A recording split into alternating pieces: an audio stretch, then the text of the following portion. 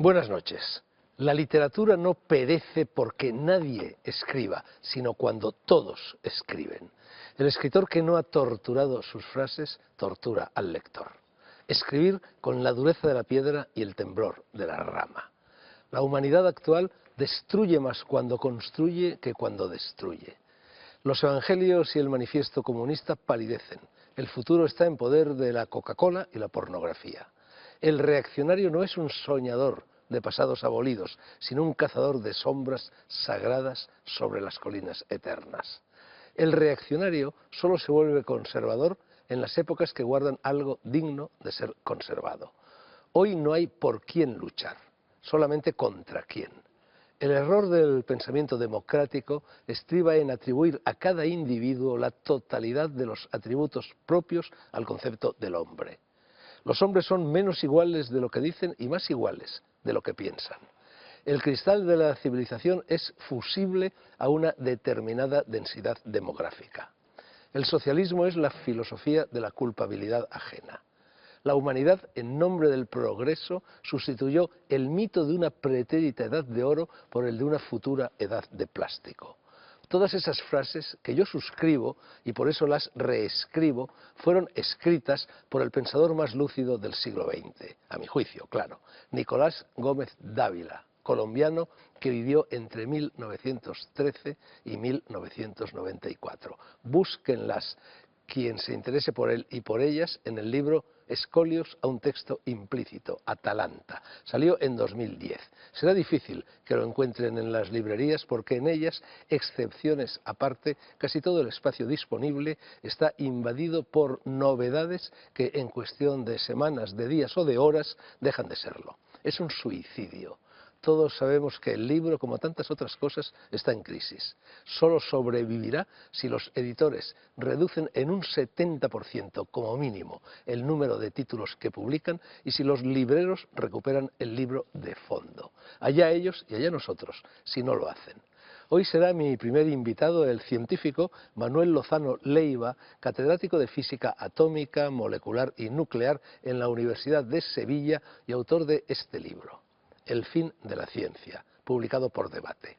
Nicolás Gómez Dávila, del que hablaba hace un instante, escribió: la ciencia se ha revelado milagrosamente capaz de enseñarnos cómo se hacen las cosas, pero radicalmente incapaz de decirnos lo que debemos hacer.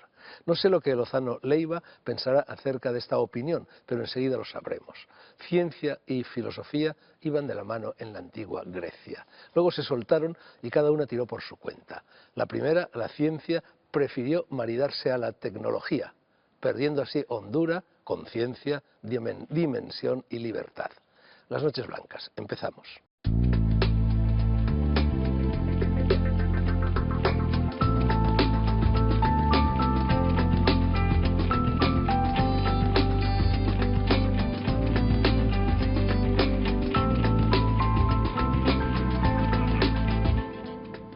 Buenas noches, don Manuel. Hola, ¿qué tal? Portada de tu libro, esta, El fin de la ciencia. Contraportada, dos preguntas. Este libro intenta responder a ellas. Empecemos por la primera.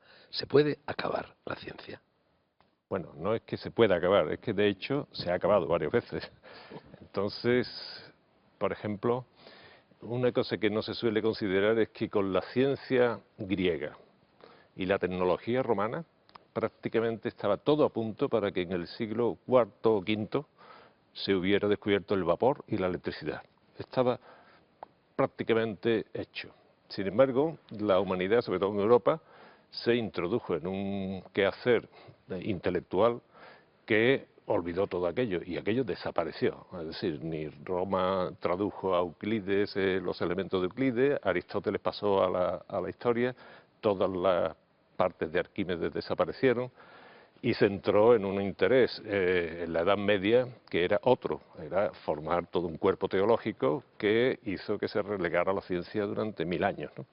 Esto no es ni bueno, ni malo, ni regular, eso ya se puede evaluar posteriormente, pero que desaparezca la ciencia, por supuesto que puede desaparecer. China tuvo sus primeros emperadores 3.000 años antes de Cristo y tenían una civilización con una ciencia bastante poderosa, y se desvaneció también. Bueno, diciendo lo mismo que has dicho de una manera un poco más brusca, cabría decir que llegó el cristianismo, interrumpió ese proceso de ilustración del paganismo y llegaron los siglos oscuros.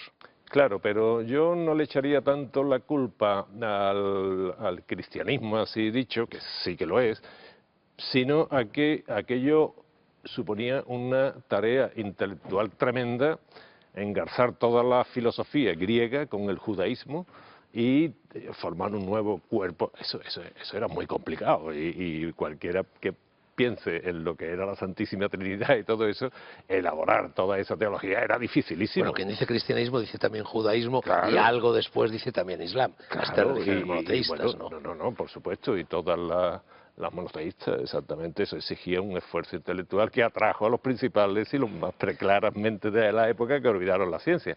Y encima, como entraban en contradicción, pues hubo una confrontación bastante clara, ¿no? Segunda pregunta de la contraportada. ¿Qué busca la ciencia? Bueno, la ciencia lo que busca es explicar un poco lo que decía el colombiano que Gómez ha citado, Dávila, Gómez Dávila. el autor colombiano. Bueno, lo que busca es desentrañar cuáles son los misterios del universo, desde la escala más pequeña, que es la... Pero eso también lo busca el teólogo y lo busca el filósofo. Pero con la ciencia hay una diferencia abismal, y es que nosotros utilizamos lo que se llama el método científico. Y con el método científico, cuando en un laboratorio se alcanza una conclusión y se publica y se dice qué método se ha seguido, con qué ingredientes y qué resultados se ha tenido, cualquiera, en cualquier momento, lo puede reproducir exactamente. Es decir, que si de la ciencia se desprende la tecnología o se funde con ella, al final tenemos teléfonos móviles o tenemos aviones y tenemos televisiones que funcionan, opine uno lo que opine, sea bueno o sea malo, pero eso funciona. ¿Y por qué entonces cada X tiempo cambia el paradigma científico? Nunca. Eso es un error, perdona que te corrija. No, por favor, no. Newton, Einstein, Max Planck, física cuántica... Yo recuerdo que había en una... reunión entre de esas que no sirven para nada, ¿no? Entre un filósofo, un teólogo, un científico, en ese caso era yo, ¿no? Y que creo que era el teólogo el que decía, un buen teólogo, el que empezó a decir un poco lo que estaba diciendo, ¿no? Decir, hombre, la ciencia cambia, pero después, la ciencia, lo que en el fondo estabas diciendo es, por ejemplo, negar la existencia de los trenes de vapor. Los trenes de vapor no solo existieron, sino que funcionaban perfectamente, perfectamente. Lo que ocurre es que después la ciencia avanzó, y al avanzar pues termina en el AVE. Y entonces la ciencia no cambia los paradigmas, no, las leyes de Newton son absolutamente rigurosas. Lo que ocurre es que no las puede aplicar al átomo. Bueno, hay ámbitos en los cuales los paradigmas de la ciencia, yo creo, Manuel, que cambian bastante. A ver, por ejemplo, claro. en el ámbito de la medicina. No, bueno, llevas un poco razón. Bueno, la nutrición, sin ir más lejos. Sí, pero... El aceite de oliva, por ponerte un ejemplo caro a Sí. tu tierra. Sí. Nos decían que era malísimo, luego nos dicen que es buenísimo. No, pero ahí intervienen... Es una anécdota, pero sí, bueno. no, ella es completamente acertada. Por lo pronto, la medicina es una ciencia que yo diría que casi es más ingeniería, está a un nivel con respecto a la ciencia más de la ingeniería que de la ciencia, en el sentido en que tiene un organismo a tratar, es bastante complejo y tiene que moverse mucho con prueba-error. Eso por parte de los médicos, que últimamente ya tienen un cuerpo que es la biología molecular, que les da una solidez tremenda. Y también hay que mezclar, en este caso, el que puede haber distorsiones en comunicación, puede haber problemas puede haber otros tipos de intereses y demás, pero lo que está publicado en medicina y tiene su cuerpo de doctrina, eso es bastante inamovible, ¿eh? Bueno, el título de tu libro es Ambivalente, por Sí. la ambivalencia de la palabra fin, Exacto. que puede significar el punto terminar de algo o el objetivo de ese mismo algo, ¿no? Exacto, ha sido con toda intención. Sí, no, lo cuentas, de hecho, Sí. en la introducción. Y yo lo que hago es que a mí me decía algún compañero, ¿no? Decía, pero tú dime de verdad para qué has escrito el libro.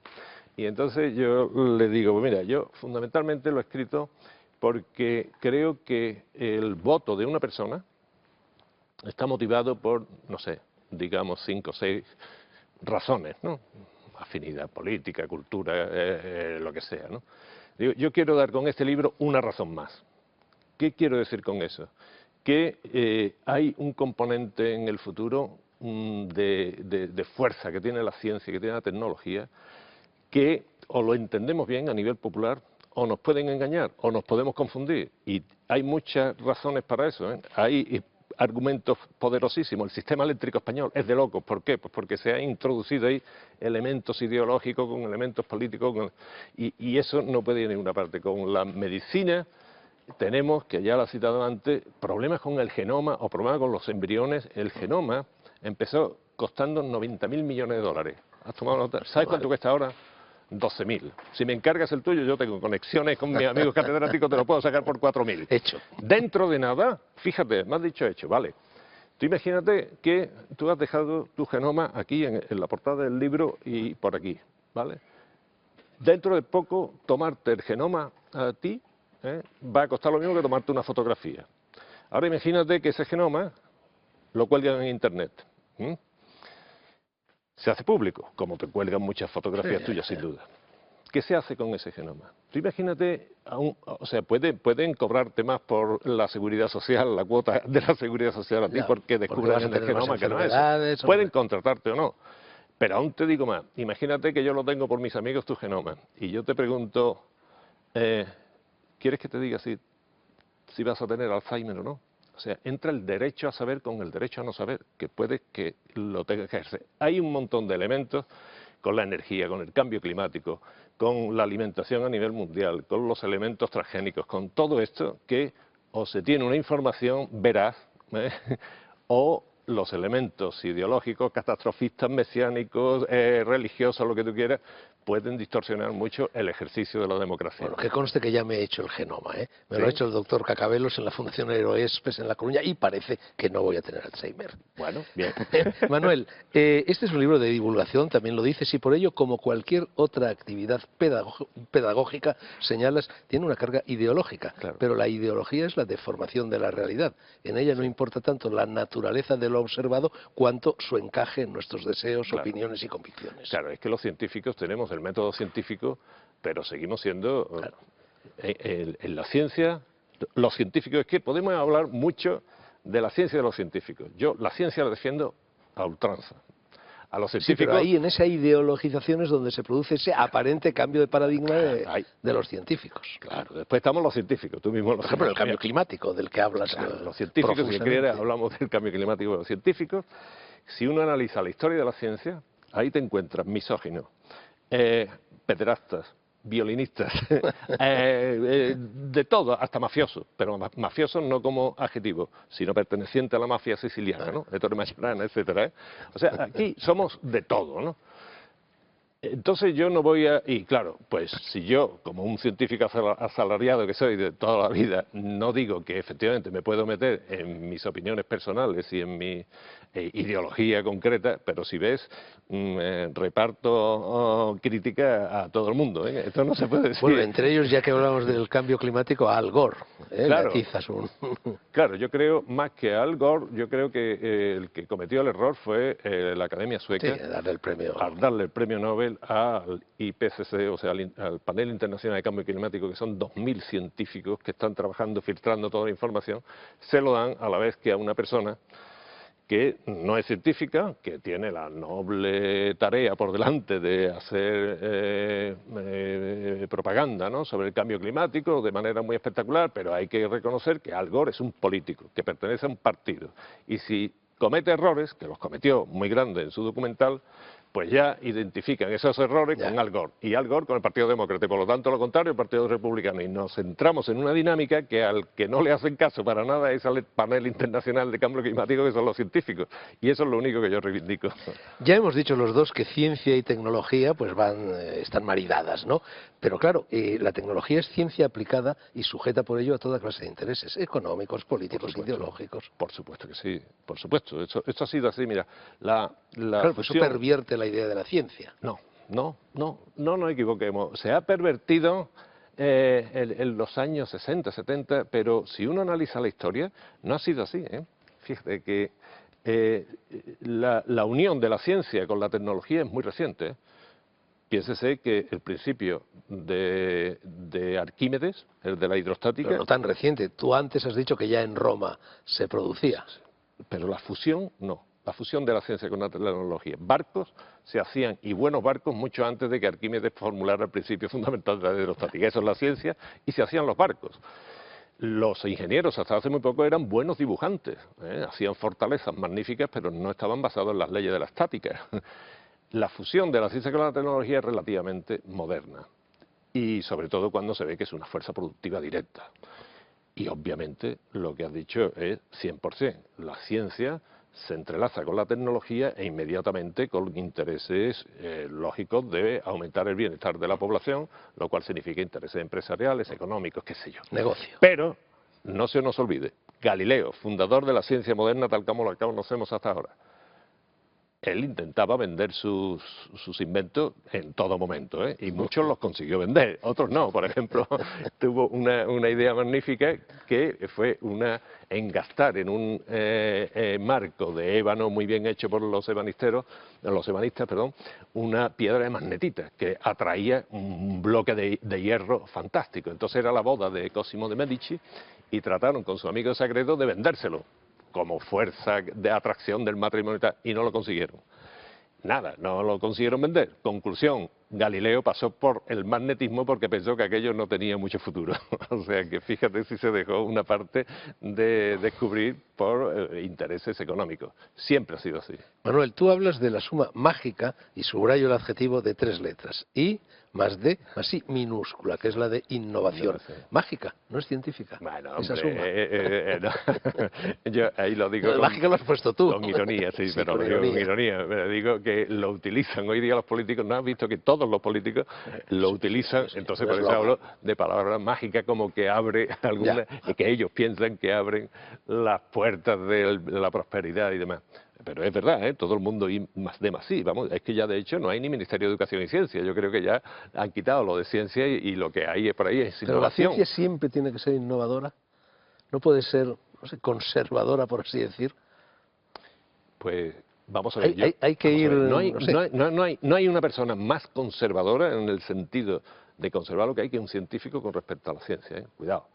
Fíjate que para que se acepte por la comunidad científica un hallazgo, no puedes imaginarte la cantidad de filtros que tenemos organizados, de tal manera que hay una cosa que debes de pensar. Casi nunca hay ni corrupción económica en la ciencia, no tendrás noticia de eso, y cada vez que hay una falsedad se descubre. ¿No has visto este biólogo del Coto de Doñana que tenía todo falso? Esto se descubre antes o después, pero se descubre. Por eso te digo que los científicos somos lo que somos, pero la ciencia no falla. Pero en cambio la tecnología, esposa de la ciencia, siempre es innovadora porque en la innovación está el negocio, puesto que, por ejemplo, nos obligan a cambiar los artilugios, los enchufes, el voltaje, el interruptor de la Pero luz, eso el los teléfono, lo científicos que no sea. tenemos gran cosa que ver, ¿eh? Eso más bien y efectivamente lleva razón. Hoy día podríamos con los ordenadores de hace 5 años vivir perfectamente, con los móviles de ahora sería igual y sin embargo estamos cambiando continuamente. Eso, hombre, ahí la ciencia de verdad que no tiene mucho que decir, ¿no? Esta frase es tuya, ¿eh? Los ciudadanos no pueden ejercer la democracia Sí. sin unos conocimientos básicos de lo que es la ciencia y la tecnología. Sí. Y los políticos, añades, que por lo general no tienen ni la más mínima idea de lo que es la ciencia, ¿no? Fíjate, te puedo decir que no sé si me estará escuchando el editor, pero el primer subtítulo que le quería poner al libro era Ciencia para políticos. Ajá. Después me dijo, hombre, esto no es así. Entonces dije, bueno, ciencia para ciudadanos, que bla, bla, bla, bla. Y iba a poner para ciudadanos, entre paréntesis, incluidos políticos. Y al final, pues me han quitado lo de políticos. Hablando más en serio, ¿no? Sí. Pero es que es por lo que he escrito fundamentalmente el libro, porque van a tener que tomar unas decisiones los políticos que saben de eso lo mismo o menos que la población. Entonces tenemos que tener un nivel alto porque se pueden equivocar mucho. Mira, perdona, pero hemos tenido... Bueno, lo que propones, y conste que yo estoy de acuerdo, es meritocracia, en definitiva. Por supuesto. O sea, la ciencia sin meritocracia entra en el veneno más grande que la puede atacar en el tumor, y eso lo digo ahí, que es la mediocridad. O sea, cuando tú tienes, aquí o se meten los mejores chavales, los que tienen mejores, y eso no va o no tiene que ir con la riqueza, con que sean de pueblo, de ciudad, o con que su familia sea más o menos culta. Eso es lo que hay que evitar. Pero, chavales, mira, yo he dirigido 3 tesis doctorales. Yo he tenido hijos de albañiles, en física nuclear, hijos de albañiles, de un farmacéutico, de un funcionario de correo, de pueblo. La inteligencia está repartida al azar. Por lo tanto, lo que tú no puedes hacer es que se te escape nadie, tú los tienes que atraer. ¿A qué? A la ciencia. Entonces, meritocracia, por supuesto. Claro, luego tienes que separar el grano de la paja, claro, tienes que discernir. Discernir todo, porque si no, no te quedas. Pero como tú no disciernas eso, al final se te mete en una dinámica de prosperidad de la mediocridad, claro, que lo que empieza a ser un tumor benigno termina siendo muy esterilizante. Entonces, por supuesto, la ciencia es elitista y es meritocrática. Y eso es una de sus grandezas. Y cuando se mira que eso sea una de sus debilidades, pues es que no se entiende lo que es la ciencia. Hay una parte del libro en la que pasas revista las amenazas que se ciernen sobre la ciencia. Una de ellas es la de la extinción de la ciencia por haber descubierto ya todo lo que se puede descubrir. Esa es la que digo yo que no. Sí, que no, efectivamente. Por eso ahí ya entroncamos con algo que parece que te gusta bastante, que es lo de la filosofía y demás. Mira, había en el siglo XIX, a finales del siglo XIX, sitúate, un físico norteamericano le mandó uno a otro europeo y le ponía, más o menos en la carta venía a decirle que en la física, en este caso se refería solo a la física, prácticamente ya había conquistado todo lo que tenía que conquistar y estaba la electricidad iluminada las calles, en fin, y el electromagnetismo dominado y demás. Estamos a final del siglo XIX. Y ponía que, salvo detalles, la ciencia, la física ha terminado. Solo queda refinar algunos detalles. Entonces, el otro, su amigo, le respondió con una carta muy simple. En la carta ponía un cuadrado, imitando un marco, y en medio un monigote hecho de 7 palotes, ¿no? Y abajo ponía, salvo detalles refinados, pinto como Tiziano. Bueno, es que eso del fin de la ciencia es como el fin de la historia que decía Fukuyama, algo igual de absurdo, ¿no? Absurdo totalmente. Por lo de objetivos cumplidos, ya lo sabemos todo, la guerra ha terminado, eso en la ciencia nunca. Cada respuesta que se responde, cada enigma que se descubre, abre por lo menos 10 más. Bueno, otras amenazas, negacionismos políticos y religiosos son evidentes, sí. Lo del cambio climático, del que ya hemos hablado, el descontrol también es evidente. Catastrofismo mesiánico. Bueno, estamos en el 2012, en el apogeo del catastrofismo mesiánico, ¿no? Cunde por todas partes ese catastrofismo. Ese catastrofismo es tremendo. Pero ¿sabes cuál es la esperanza que yo tengo? De que ha existido siempre. Y como ha existido siempre... ha existido siempre. Te voy a contar una anécdota. Los terrores milenaristas, ¿no? Ahí, esto está recogido en el acta de la reunión. Hubo una reunión de los sheriff del condado de Arizona, creo, en principios del siglo XX. Entonces la reunión era para ver qué diablos se hacía con los automóviles que había ya en todo el condado, más de 100. Y esos artefactos espantaban a los caballos, expelían humos, asustaban a las personas, tenían algunos accidentes. Conclusión, ¿qué podemos hacer? Pues esto es lo que está recogido. Cuando veamos alguno, se le encadena al árbol más cercano para evitar que circule.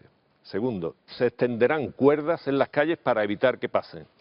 Tercero, si no se detienen en ninguna de esos, se les disparará, eso sí, procurando no darle al conductor. Entonces estos sheriffs, si te fijas, bien, llevaban razón en todo.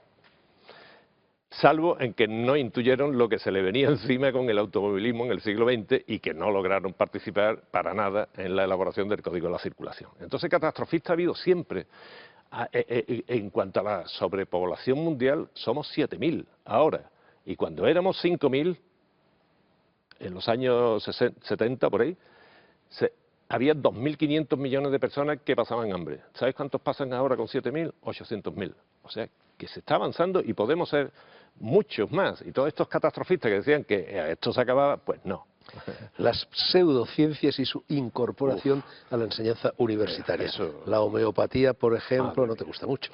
Bueno, no, la homeopatía por lo menos es absolutamente inocua, porque lo que se le está administrando al paciente es agua clara con un poquito de azúcar y mucha simpatía. Entonces eso es inocuo, por eso no la prohíben, porque es imposible que, es lo que dicen, ¿no?, que un enfermo de homeopatía murió al beber un vaso de agua por sobredosis. Bueno, quitando bromas, esto no es, pero porque como no hay principio activo no hay problema.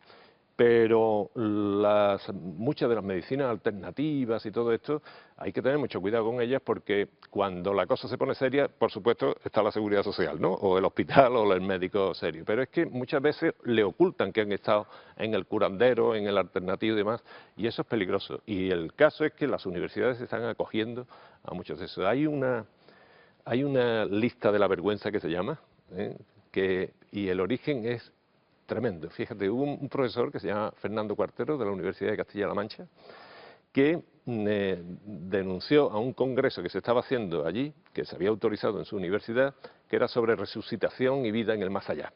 Y entonces este catedrático le dijo: estos son vulgares estafadores. ¿Sabes qué pasó? Que hubo un juez que condenó al catedrático.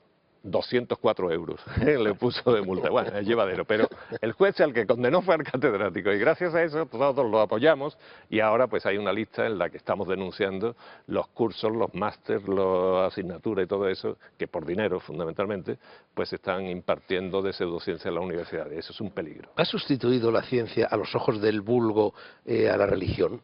Te lo digo porque a veces los científicos parecen hierofantes, Claro. que están encerrados en torres de marfil y que en un lenguaje críptico y arrogante comunican pues sus conclusiones sobre los grandes misterios del universo. Y luego la gente tiene fe ciega en la ciencia, y cuando hay un problema, el SIDA o lo que sea, dice: algo encontrará la ciencia. Bueno, lo encontrará o no lo encontrará, porque no es taumatúrgica, ¿no? Sí, pero cuidado, vamos a ver. Yo creo que la gente está tomando mucha confianza en la ciencia de manera intuitiva, pero es que también está teniendo muchos datos. Fíjate, has puesto el caso del SIDA. El caso del SIDA, yo recuerdo cuando estaba el SIDA, un catedrático amigo mío de genética, Enrique Cerdá, magnífico, me dijo aterrado, dice: este virus va a costar muchísimo dominarlo, y si es que podemos dominarlo, porque es tan malévolo que parece inteligente, o sea, porque se adaptaba, en fin, no te voy a contar lo que me dijo, pero realmente estaba muy preocupado. Entonces la ciencia se organizó a escala mundial, y en 15 años por ahí, esa enfermedad que parecía ya que podía ser pandémica, se ha convertido en crónica. Esto lo ve la gente, tío. La señora esta de Algeciras, este matrimonio de Algeciras, no sé si te suena, que tenía un hijo con una enfermedad que iba a acabar con él, y la única vía era engendrar otro hijo diseñado de alguna forma para las células madres. Entonces esta señora que está allí, de Algeciras, fue en Sevilla, que es donde tienen las técnicas más avanzadas, y lo que se hizo fue generar ese niño, y mientras la Iglesia, en este caso, estaba continuamente vociferando en contra de aquello. Al final, ¿qué fue lo que pasó? Pues que se tienen dos hermanos y están saludables los dos, y a la señora no le pregunten mucho de teología ni nada, sino que tiene fe en la ciencia. Que esa fe puede ser también una forma de religión, como dice, y todo eso. Bueno, para eso estamos los científicos tratando de divulgar y explicar honestamente lo que son. Fíjate, todos esos anuncios que aparecen en la tele que dicen científicamente demostrado, eso como me si parece fuese una palabra de Dios. Claro, ¿no? eso me parece es que eso es una barbaridad. Es decir, que eso además suelen ser falacias. Sí, Eso casi todo es falacia. Nada de eso está publicado en una revista. O sea, nada de eso cumple los mecanismos que nos hemos dotado los científicos para eso. Manuel, se nota que eres andaluz, sevillano, cerquita de Huelva, cerquita de Jabugo, porque en el epílogo utilizas lo que llamas la metáfora del cuchillo sí. jamonero, y hay 3 casos en ese cuchillo jamonero. Me ha hecho mucha gracia esa Sí. página. Sí. Bueno, es que tú puedes tener... El cuchillo jamonero es alta tecnología, ¿eh? Bueno, y cortar como se debe un jamón, eso es como tocar un Stradivarius. Pues, para quien no lo sepa, un cuchillo jamonero pues es muy largo, estrecho, extraordinariamente afilado y muy puntiagudo. Te excedes un poco al decir que es lo mejor que hay en el mundo. El jamón para mí, junto con las Lo cigalas mejor del mundo. y las anguilas de Hamburgo ahumadas, las cigalas y el jamón, para mí es lo mejor del Y las mundo. gambas de Huelva, ya que hablamos de... Prefiero la cigala de Huelva, pero bueno. Entonces la comparación que yo hago es que claro, hay una fe en la tecnología que también es desaforada, y cuando me dicen esto pues lo comparo con un cuchillo jamonero, en el sentido de que El cuchillo jamonero puede tener tres funciones. objetivos o tres funciones, ¿no? Una es cumplir para lo que está hecho, que es cortar jamón, que es delicioso, ¿no? La otra es quedarse metido ahí en un cajón oscuro porque ni hay posibilidad de comprar jamón y más con crisis ni hay posibilidad de cortar, ¿no? Y la tercera pues es usarlo a la brava, es decir, para reparar agravios, Eso ¿no? ya es tecnoterrorismo. Claro. Entonces, pues para esto está la tecnología. O se usa razonablemente y entonces es maravilloso como el cuchillo para cortar jamón, o se deja arrumbada porque no se sepa qué hacer con ella o no se financie y estamos en crisis. Lo primero que se ha dejado de financiar ha sido la investigación, o la usamos para la guerra, pero esas cosas no las decidimos los científicos, las deciden los políticos fundamentalmente. Manuel, muy al final del libro ya dices, de lo único que se puede estar seguro es de que nos encontramos inmersos en una especie de Big Bang de bits, átomos, neuronas y genes. Yo creo que de lo único que podemos estar científicamente seguros es de que tú, yo y todas las personas que nos están viendo nos vamos a morir, la famosa entropía. Pero la ciencia va a hacer que muramos más placenteramente y más tarde. Bueno, tú le pones al libro un happy end. Sí. Dices, los frutos de la ciencia y la tecnología se desenvolverán en una sociedad culta, justa y democrática, como peces multicolores en bellos arrecifes coralinos. Yo, por más que me esfuerzo, veo una sociedad cada vez más inculta, más injusta y, por afán y exceso de control, más autoritaria. Yo, en cambio, soy mucho más optimista y creo que... Eres más joven.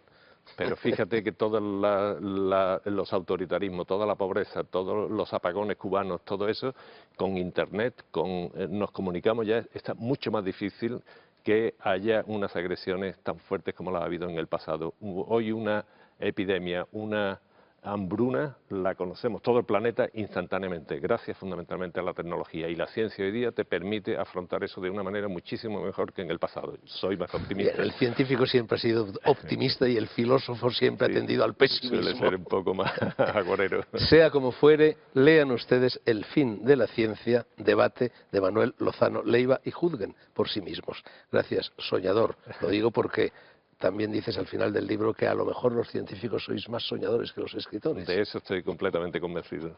Gracias, Manuel. Una ráfaga y seguimos.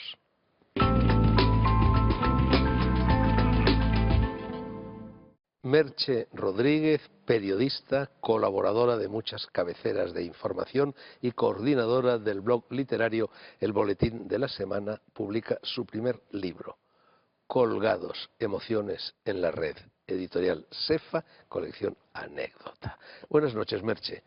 3 años casi de trabajo que culminan ahora con este libro, el primero de los tuyos. ¿Por qué te embarcaste en esa aventura? ¿Qué buscabas y qué encontraste? Buenas noches, pues sí, casi 3 años, y yo al principio cuando me conecté no buscaba realmente nada, me conecté como una usuaria más. Lo que ocurre Te es conectaste que porque estabas aburrida, sí, dices. Sí. estaba aburrida, tenía un problema de salud que me impedía hacer ciertas cosas y la crisis empezaba a causar estragos y me conecté aburrida, y al mes empecé a pensar, bueno, pues empecé a verlo de otra forma, empecé a ver lo que es realmente el libro. Me resultaba curioso cómo se relacionaba la gente en Internet, gente que decía querer conocer a otra gente y que sin embargo se quedaba detrás de una pantalla. Y eso me pareció, de hecho, un tema periodístico, aunque ya se había escrito sobre eso, pero me daba la sensación de que había algo más. Y empecé así. ¿Y te enganchaste? ¿Caíste en la trampa? ¿Te Sí. quedaste colgada también tú? Me quedé colgada durante 3 meses, nadie se dio cuenta, porque además como, bueno, pues por mi propia situación, pues como te digo, la crisis complicada, pues lo achacaban a otras cosas. Sí notaron 2 personas que sí sabían sabían más o menos lo que estaba haciendo, pero no lo sabían al 100%, de hecho no han sabido todo, solamente una persona lo ha sabido prácticamente todo al final. Notaron que estaba como más aislada, pero sí me quedé absolutamente enganchada, o sea, me hice adicta. ¿Has superado ya esa especie de síndrome de Estocolmo? Sí, me aburre soberanamente el chat, me aburre mucho, muchísimo. Me encanta conocer gente y creo que Internet puede ser un medio tan estupendo como otro cualquiera, siempre que la otra persona realmente quiera conocer. Pero hay una cosa muy curiosa, si tú dices en Internet y eres mujer y dices que quieres conocer a la otra persona y la otra persona resulta ser un hombre, automáticamente la lectura es, que quiere ligar conmigo. o quiere casarse conmigo, o quiere proponer una relación, y dices, no, simplemente quiero conocerte, nada más. He leído una entrevista en un periódico cuyo titular decía, una entrevista contigo, decía, Ujú. lo decías tú, la red por sí misma no hace nada, Internet somos nosotros mismos. ¿Estás segura? ¿No es un demiurgo, un Saturno que ya llega un momento en que se pone en marcha por sí solo y devora a sus hijos? Puede terminar siéndolo, evidentemente, pero será porque nosotros lo permitamos. Internet es una de las mejores herramientas que ha inventado el hombre para comunicarse, pero como todo, tú te tomas una copa de buen vino y puede ser una experiencia maravillosa. Si te tomas todos los días una botella, terminarás alcoholizado. En la contraportada se lee, se ha abierto una brecha digital que divide la sociedad en dos, los adeptos a la causa electrónica sin reserva y los que la usan por trabajo, algo de ocio y el resto del tiempo la sufren a su alrededor. Estamos atrapados. ¿Y quienes no lo utilizamos como yo ni para el ocio ni para el negocio? En cierta forma, pasas por la red, aunque tú no pases de forma voluntaria, pero te hacen pasar. Bueno, pero no Entonces, me atrapo, no me cuelgo, no me quedo y colgado. me parece perfecto, pero utilizarás Internet a lo mejor para otras cosas. Lo utilizarás para escribir un correo electrónico, Para que, lo único, bueno, exclusivamente claro, para eso. pues a lo mejor porque no necesitas nada más, pero si quieres buscar, por ejemplo, un billete de avión, es estupendo, lo tienes, no tienes que desplazarte, no tienes que esperar a que alguien te atienda en un No, no teléfono. sé hacerlo, Merche. Me lo Bueno, tienen que pero hacer. De verdad, no sé lo hacerlo. sé, lo sé, lo sé. Bueno, dice, novios, amigos y amantes virtuales. Pero eso es un imposible metafísico y físico, las dos cosas, ¿no? Un Físico amante sí. virtual que es un amante virtual. Un amante virtual, pues imagínate, mal comparado, ¿eh? Porque a mí aquella época me parecía muchísimo más romántica. Esas correspondencias epistolares que recibían las damas en forma de, a lo mejor, poemas maravillosos, es algo parecido, pero mucho más inmediato, probablemente el lenguaje mucho más pobre, aunque hay gente que escribe muy bien. Yo conocí a una persona que me quedé con las ganas En de... 140 caracteres me parece que son esos los de Ah, pero eso Twitter. es Twitter, pero la Bueno, red esa es es la mucho red. más. La Eso red es. es Facebook, son los chats, son las páginas de contacto, Bueno, pero tú son... hablas de eso, el salto de Internet al chat, del chat a Facebook, de Facebook a Twitter y de Twitter a qué. ¿Cuándo se detiene la carrera? No lo sé, está en constante evolución. Yo no creo que, por ejemplo, Facebook vaya a continuar no sé cuántos años, pero ¿Tú qué cambiará. hacías? ¿Chateabas? Yo empecé chateando, del chat pasé a clubs virtuales de singles.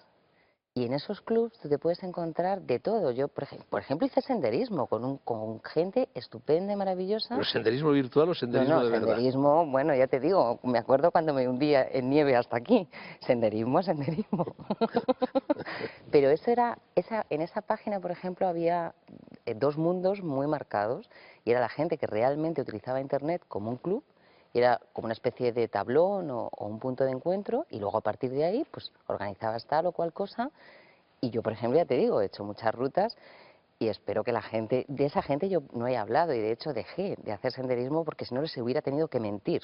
Y ahí sí que me sentía muy incómoda. Y di la espantada. O sea, El libro tiene, aprovecho ahora para pedir disculpas. el libro tiene tres partes y Sí, es un reportaje escrito en primera persona. sí. Lo escribí en primera persona no por una cuestión de, ¿cómo decirlo? Por una cuestión de ética. Me parecía que yo no soy nadie para juzgar lo que hagan otras personas, pero sí me atraía periodísticamente su comportamiento. Entonces, como era un hilo, era una frontera muy peligrosa, me puse yo delante, me incluí yo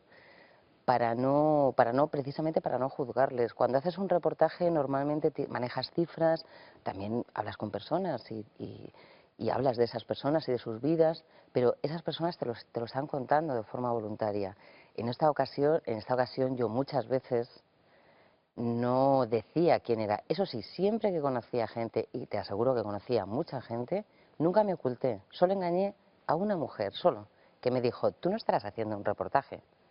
¿Y qué le dijiste? Que no, Mentiste. sí.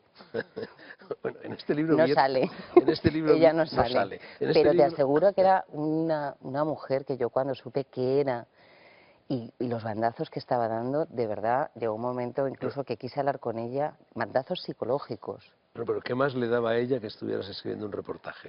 O Es que sea, hay era lo siempre un factor de curioso. exhibicionismo Sí, en quienes se meten en la efectivamente. red, entonces mejor aún Efectivamente. si estabas escribiendo un reportaje, más exhibición. Bueno, luego había gente que le decía, oye, ¿me dejas entrevistarte? Pues metía en un chat de contenido sexual, por decirte, diciendo barbaridades, y yo, esos con chats son muy fáciles de seguir, porque todo es una repetición de M's, O's, A's, U's y poco más. Y metes alguna palabrita y ya está. Cuando le decía a lo mejor que era periodista y que se me dejaban hacerle una entrevista, me decían que sí, que ellos eran el presidente de gobierno. Y decía, bueno, aquí todo el mundo miente. Tú viertes aquí más de 1000 conversaciones Sí, anónimas. sí. A mí de niño me enseñaron en el cole que no hay que hablar con desconocidos, ni aceptar caramelos de ellos. Yo es que entonces no sería periodista. Pero la impunidad del anonimato, eso es Sí, lo que estremece en la sí, red, ¿no? eso Esa sí. es su profunda Sí, inmoralidad y estamos asistiendo continuamente a casos en los que sí. se pone de manifiesto, ¿no? Sí, efectivamente. Eso es una cosa muy grave. Pero eso es un reflejo de la sociedad. Yo digo que la red no es nada, porque la red simplemente es un reflejo. A veces es un reflejo caricaturizado, como los espejos del callejón del gato, y otras veces es simplemente el reflejo, nada más. La gente estaba muy callada y de repente tiene un canal por el que puede decir de todo, y es perfecto, siempre que no falte el respeto, o que no injurie o que no provoque una situación delicada, pero es que creo que no son conscientes de lo que significa el acto de ponerse detrás de un ordenador, escribir en la intimidad de tu casa, y esas palabras llegan a millones de personas, directamente llegan a millones de personas y pueden hacer daño. Eso es como cuando un periodista tiene una noticia estupenda y tienes que valorar, ¿es todo noticia? Pues no, todo no es noticia. Hay cosas que son morbosas que pueden ser noticia, pero hay otras cosas que no aportan, pues eso es Ahora, lo mismo. ahora, Merche, todo el mundo dice, quien no está en las redes sociales no existe. Yo no estoy, ni estaré nunca, ni he entrado jamás en una red social. No existo. Bueno, vamos a ver. Tú tienes una página web, lo primero. O en la que nunca he No, entrado, no que la nunca he gestionarás, visto, que me la hace otra persona. pero hay Nunca otra, la he visto, te doy mi palabra. no, no lo pongo en duda, pero hay otra cosa que es inevitable, no te puedes escapar. Tú puedes no estar de forma voluntaria, pero esta conversación puede saltar a la red, puede saltar a Ah, YouTube, sí, pero eso es nuestra conversación, no soy yo. y tú puedes Bueno, de decir hecho hay un algo, señor que me suplanta, creo que en Facebook hay un Sánchez Dragó, tampoco me he seguramente. molestado jamás en ver lo que dice, me da igual lo que diga. Bueno, pero estás igualmente. Los periódicos recogen, tú tienes tu blog en El Mundo. Bueno, Directamente es sí, un blog. pero escribo, Claro, pero de alguna forma estás. Pero además pero no negarse a leo los estar, comentarios de los blogueros, bueno, eso ya es ni cosa tuya. discuto con ellos. Perfecto, me Bueno, pues no parece es un genial. blog, me limito a Sí, colgar te en un medio saltas el digital un artículo que he 2.0. escrito como los de toda la vida. Pero es que no tiene nada de malo estar en la red. El hecho de que tú no quieras pasar X tiempo delante de la pantalla, pues perfecto, genial. Si no lo necesitas, ¿para qué lo vas a No, hacer? pues a mí es que lo que me gusta es estar incomunicado, pero bueno, ¿se han molestado los excluidos? Algunos sí. ¿Se han picado? Me hizo mucha gracia. Me acuerdo que uno es un tipo encantador, un tipo muy culto, y cuando se lo comenté, me dijo, ¿y yo no salgo? Y dije, pues no. Dijo, desde luego no valgo ni para eso. No, sí, alguno, ha habido algún Hay comentario, 3 pero... entrevistas destacadas eh. al final del libro. ¿Por qué esas y no otras?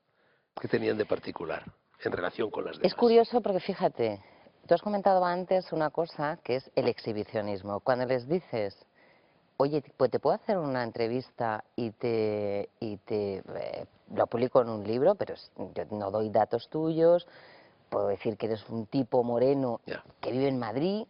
¿Cuántos millones de tipos morenos viven en Madrid? Se echaban atrás, directamente se echaban atrás. Hay uno de ellos que incluso, que es un tipo encantador, que cuando le dije que había salido, no, el libro es que ya no me contestó.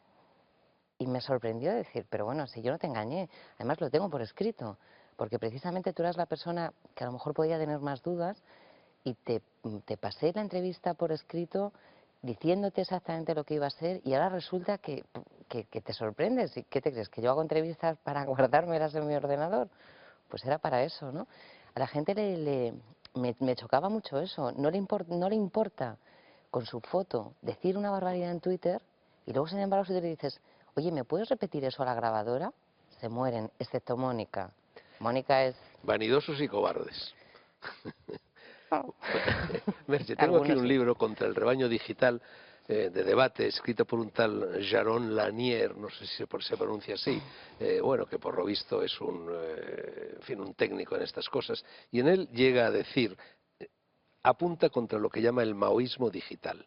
Es decir, la tendencia de la comunidad tecnológica a dar prioridad a la plataforma sobre el contenido y a los ordenadores sobre las personas. Completamente de Desde ese acuerdo. punto de vista, estamos ante todo un proceso de deshumanización. Sí, pero además de forma voluntaria. Por ejemplo, Facebook es la mayor base de datos del mundo, proporcionados todos esos datos de forma voluntaria. Cualquier Estado que quisiera conseguir toda esa información tendría que pagar muchísimos euros para hacer ese estudio. La gente dice su edad, su lugar de residencia, de nacimiento, sus preferencias políticas, opina sobre una canción, opina sobre un libro, lo cuenta todo. Pero yo creo que creo que la gente se terminará dando cuenta esto es como cuando estiras una goma y la tensas mucho, mucho, mucho, cuando la sueltas se va hacia el otro extremo y llega un momento en que recupera su ser. Es algo parecido, ¿Tú nunca habías creo. oído hablar de este señor? No, Pues aquí en la solapa dice que es una de las 100 personalidades más influyentes del mundo, hay según la tantos revista bulos. Time. Experto en informática, músico, artista gráfico y escritor. Fíjate la pinta que tiene. Sí, bueno, sí, le pega. Si estuviera de pie le hacía una reverencia. Bueno, y tengo aquí, Merche, siempre al respecto de lo mismo, una columna, El oyente, la droga que nos lleva, que publicó Luis Oz en El Mundo el 8 de julio de 2012, en la cual dice, dos centros internacionales de comunicación, el no sé qué, no sé cuánto, y de cambio global, han pedido a unos 1000 universitarios de 10 países de los 5 continentes que se abstengan durante 24 horas de acceder a información alguna, y describen la experiencia. Conclusiones. Una, la mayoría reconoció una fuerte adicción. Unos se sentían como muertos, otros tristes, casi todos deprimidos. La mayoría rompió la abstinencia de redes, teléfonos Mac o MP3. Bueno, esto es la descripción de una drogadicción clarísima. Cuando entrevisté a las dos psicólogas que entrevistó para el libro, lo hice en 2010, llevaban años ya impartiendo terapia, curando a gente con adicciones. Y quienes tienen esas adicciones son conscientes, porque quiero decir, un heroinómano sabe que es heroinómano. Normalmente un adicto nunca es el último en reconocerlo y además es una adicción muy peligrosa porque se mezcla con otros aspectos cotidianos. Tú utilizas el ordenador para mandar un correo electrónico, para mil otras cosas. Y cuando te quieres dar cuenta, has utilizado no sé cuánto tiempo en contestar no sé cuántas cosas de Facebook que no tienen gran cosa, mirar el perfil de Twitter, hacer no sé qué, te quedas enganchado en tal cosa, o incluso cuando llegas a casa, ni siquiera enciendes la televisión, enciendes el ordenador. Segunda conclusión, casi todos confesaron sentir los medios como parte integral de sus identidades personales. Desconectados se sienten perdidos. Eso es robotización. Sí, sí. Cuarta, me salto la tercera, Facebook es la principal red mundial con casi un 1% de crecimiento semanal. Si no estás en Facebook, volvemos a lo de antes, cada vez es más difícil mantener una vida social activa. Eso es una tontería, por no decir otra palabra, eso es una tontería como una casa. Una vida social, pues el ser humano es social por naturaleza, pero desde un punto de vista físico.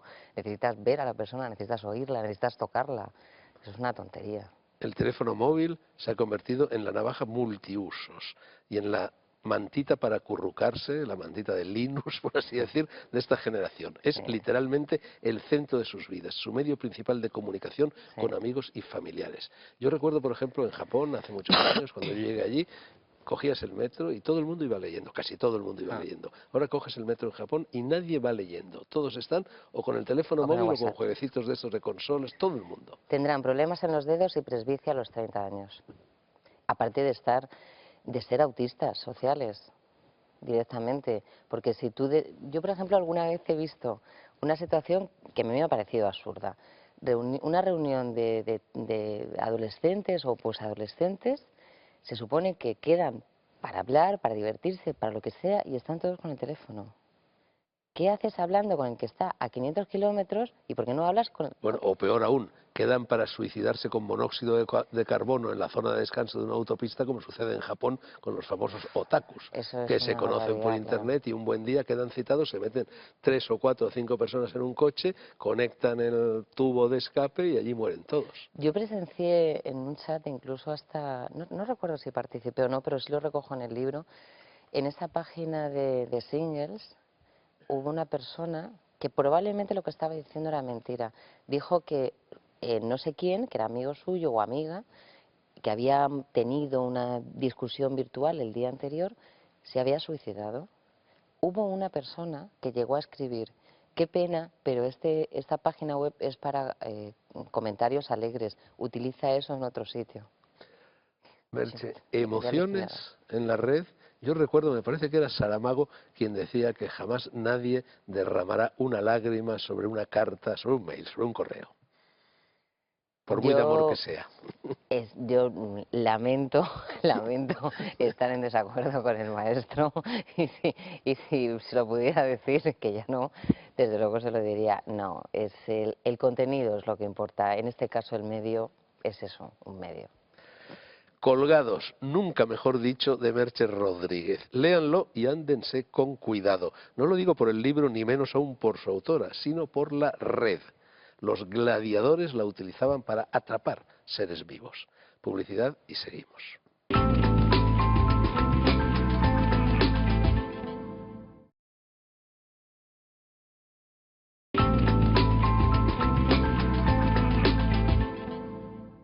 Diego Moreno fundó en 2006 la editorial Nórdica, que 2 años después recibía el Premio Nacional a la Mejor Labor Editorial.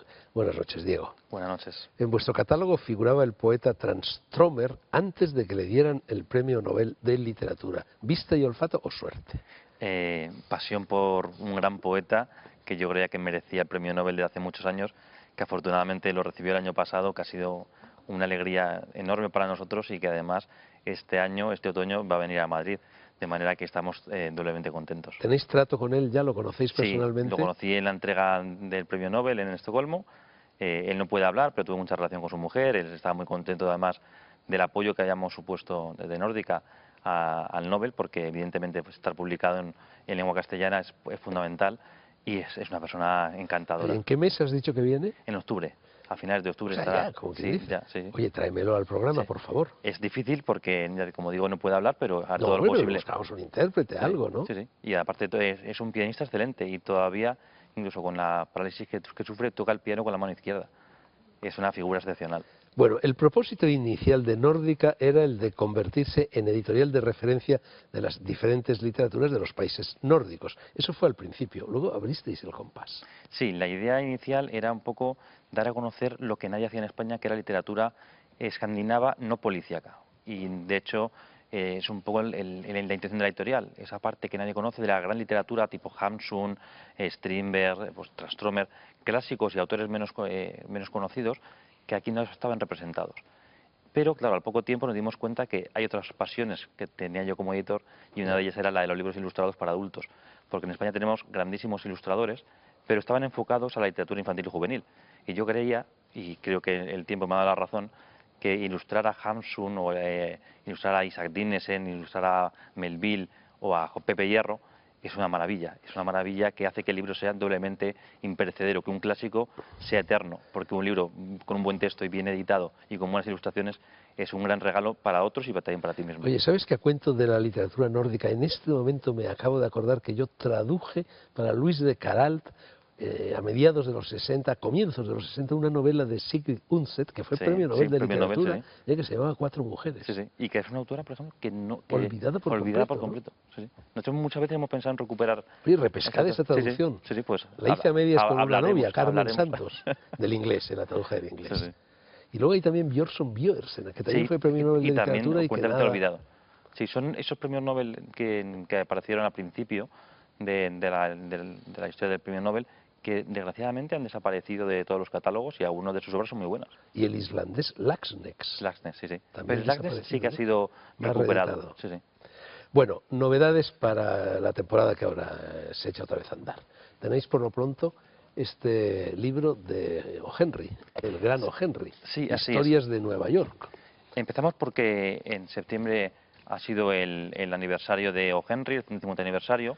Que nació un 11 de El septiembre. 11 de curioso. septiembre, un autor tan importante para la ciudad de Nueva York, que naciese en una fecha tan emblemática Sí. para esa ciudad. Entonces recuperamos sus mejores historias sobre Nueva York. Yo creo que es un libro fantástico. O. Henry creo que es un autor que a la gente le suena, pero no todo el mundo lo ha leído, y es un cuentista Bueno, fundamental.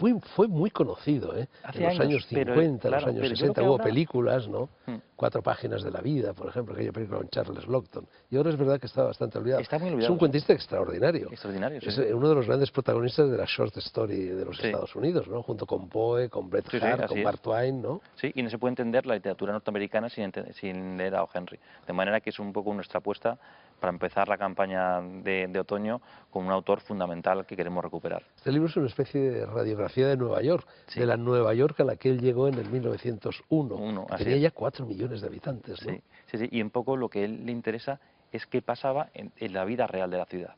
Qué pasaba con los camareros, con los policías, con la gente de verdad de la calle. Y realmente poca gente ha sido capaz de hacer un análisis tan lúcido como hizo Henry de esa ciudad.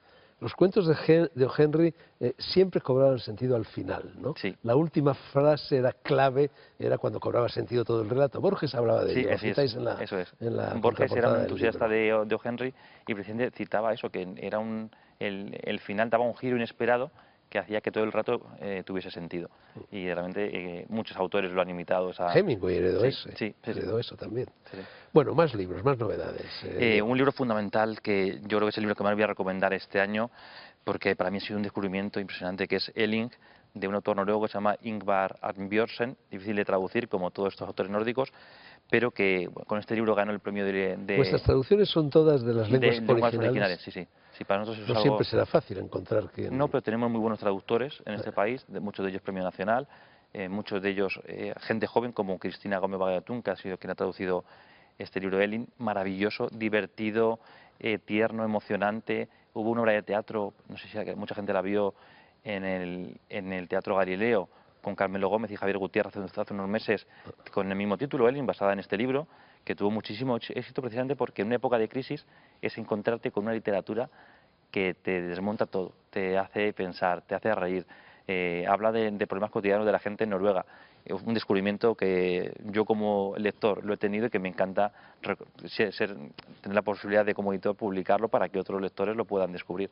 Oye, paréntesis, y Selma Lagerlöf y el Me encanta, maravilloso viaje de me Nils encanta. Holgersson a través de Llevo Suecia, que es años uno de mis queriendo libros hacer, favoritos. y también de los míos, y que lo quiero hacer ilustrado, y no tardarán mucho en verlo, porque me encanta ese libro. También escribió La leyenda de Gösta Berling, Sí, ¿no? sí, sí, es un fantástico libro. Pero el Bueno, maravilloso viaje de Nils Holgersson lo verás pronto en el catálogo de Nórdica. vais a sacar El paraíso de los gatos y otros cuentos gatunos. Sí. A ver, apareció hace relativamente poco otro libro similar de Siruela, ¿no? Sí. De cuentos sobre gatos. Sí, El gato es el animal más literario que hay, ¿no? Sí. Verdaderamente ha generado cursos caudales de literatura, ¿no? Sí, a los que tenemos gato además es una compañía tan importante en nuestras vidas que al final estamos buscando la manera de hacer un homenaje. Sabes que allí tenemos un gato lector, no sé si te has fijado. Sí, sí, ya lo he visto. Y bueno, este libro reúne los que son para nosotros los 4 mejores relatos que se han escrito sobre gatos. Está Zola, está Mark Twain, está Saki y está Kipling. Pero no solamente tenemos estos grandes relatos, que por sí solos valdrían el libro, sino que además cada relato ha sido ilustrado por un ilustrador de importancia. Está Ana Juan, Premio Nacional, Javier Olivares, y luego hay 2 chicos jóvenes que están haciendo un trabajo fantástico, como son Adolfo Serra y Elena Ferrandiz. Y en conjunto es un libro para los amantes de los gatos, pero para todo aquel que quiera encontrarse con un tipo de literatura diferente, encontrarse con obras de estos grandes escritores que muchas veces, al ser de un tema tan concreto, no han sido tan leídas. ¿Cuándo estará a disposición de los lectores gatunos? Yo creo que como llegará yo? a las librerías a principios de octubre, mediados de octubre, o sea que estará pronto. Sacasteis también hace poco este Hierro Ilustrado, ¿no? Una antología gráfica del gran poeta. Sí, coincide que este año es el 90 aniversario de su nacimiento y el 10º de su muerte. Y nuestro homenaje, en colaboración con la Fundación José Hierro, ha sido publicar por primera vez en libro su obra gráfica, que hemos unido a una antología que ha hecho Tacha Romero, la nieta de José Hierro, una antología sentimental de lo mejor de su poesía, de la poesía de su abuelo. Tiene un prólogo fantástico de Luis Alberto de Cuenca y otro también de Paco Aguirre, dos amigos fundamentales para entender a José Hierro, y yo creo que es un libro que es una delicia y un regalo estupendo. ¿Tienes otro libro en la mano o no? No, No, porque ese hemos hablado que de... lo tengo yo. Bueno, yo sí tengo otro libro aquí en la mano que salió para la Feria del Libro y que es nada menos que el Manifiesto Comunista de Marx y de Engels. Sí. En fin, un libro que marcó la historia del mundo. ¿No había edición de este libro disponible? Pero yo lo había leído cuando estaba en la universidad, pero en fin, en esas ediciones de papel biblia minúsculas que el Partido Comunista hacía circular, ¿no? Sí, había ediciones en bolsillo, no había ninguna edición, digamos, para un lector que busca algo más en el libro, algo más que el texto. No había buenas ediciones del libro. Pero es que en este caso, además, yo creo que es fundamental para cualquier lector curioso por el trabajo gráfico que ha hecho Fernando Vicente, un genial ilustrador, que se ha enfrentado a un texto tan leído, tan mitificado por unos, tan denostado por otros, y lo ha intentado hacer solamente desde el punto de vista gráfico, intentando dejar, si es posible, la ideología a un lado, intentando que fuese un libro para todo tipo de lectores, para que descubriesen un clásico que tiene más de 150 años, que es lo que es el Manifiesto Comunista. Bueno, yo por una parte apruebo desde luego que hayáis publicado este libro, porque bueno, es imposible entender la historia del mundo si no se ha leído este libro, y yo creo que este tipo de literatura tiene que divulgarse siempre, hay que conocerla, y esto vale incluso para el Mein Kampf de Hitler. También hay que publicar el Mein Kampf de Hitler, ¿no?